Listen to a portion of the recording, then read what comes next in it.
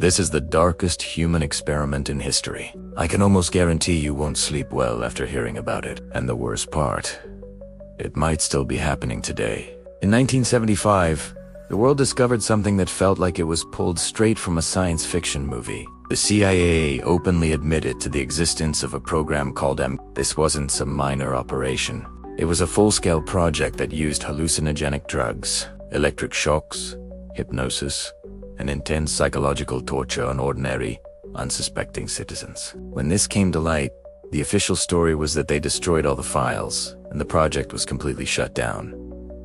But, as you probably already know, the truth rarely comes out in one piece, and the official version is never the whole story. Today, you're gonna see what was really behind this program, why it was created, how it worked,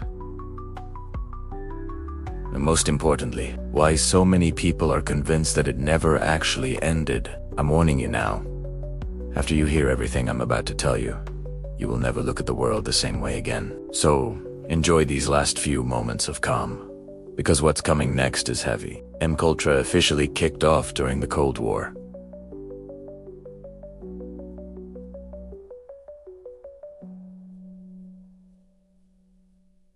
At the time, an intense fear of Soviet mind control was gripping the highest levels of the American government. The CIA became obsessed with finding ways to manipulate human behavior, erase memories, reprogram, and even transform a person into a living, breathing weapon. The goal was simple, but absolutely terrifying: to create methods of control that no enemy, foreign or domestic, could possibly resist.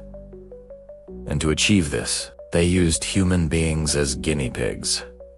Ordinary people who had no idea what was happening to them. The experiments were so extreme that even today, they sound completely unbelievable. Imagine this. People were given massive doses of LSD for weeks on end. They were locked in, isolated, all white rooms, no sound, no light, no way to tell time. They were subjected to repetitive hypnosis, subliminal messages played on a loop, brutal electric shocks, complete sensory deprivation, and profound psychological manipulation. The results were devastating. Many people lost their sanity.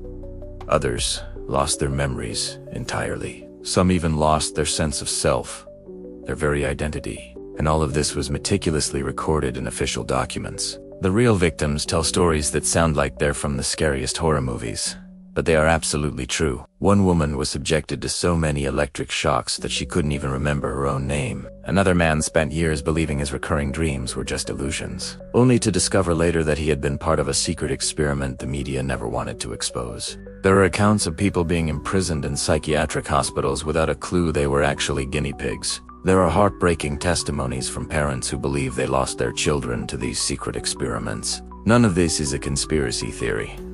It's all in the files that somehow survived destruction, and this is precisely where the story takes an even darker turn.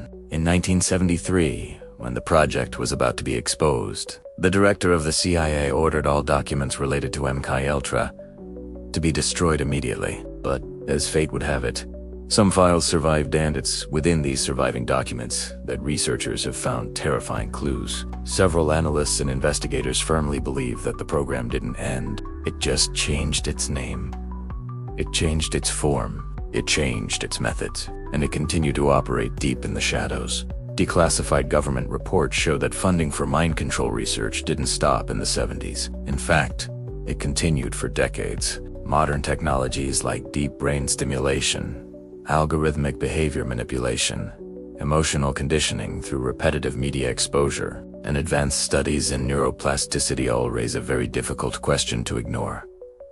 Has MKUltra simply gone digital? There are also chilling testimonies from former government employees, describing mysterious projects being conducted in unidentified facilities. More recently, document leaks on obscure forums and accounts from insiders suggest that the year 2025 could be a key turning point, with new behavioral influence technologies being tested on a massive scale. And this makes many people wonder, to what extent are these tools already being used to shape our opinions, our emotions, our impulses, and our decisions, all without us even realizing it? If this is still happening, whether it's under a different name, a different structure, or using different technologies, the most important question is, how might this be affecting you?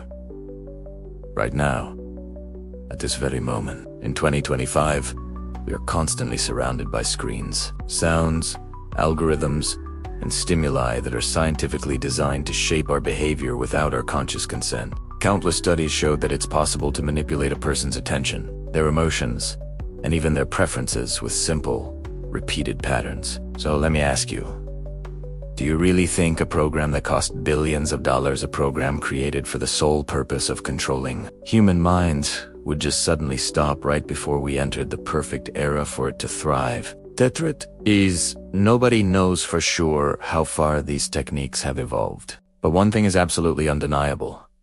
MKUltra planted seeds, and those seeds have grown. Today, control no longer needs secret laboratories or hidden rooms. It can be right there in your social media feed.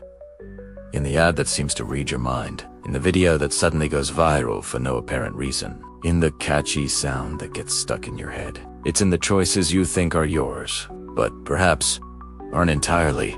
So, the big question is, how do you protect yourself from something so pervasive? The first line of defense is simple.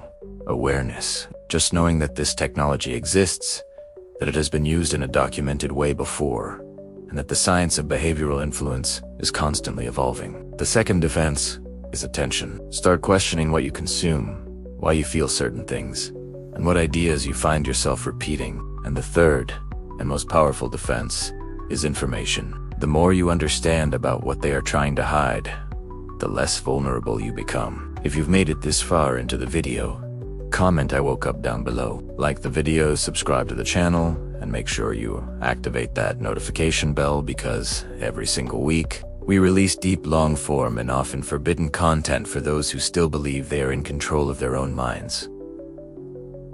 All of my sources and links are in the description. Now, take a deep breath and prepare to see the world with new eyes.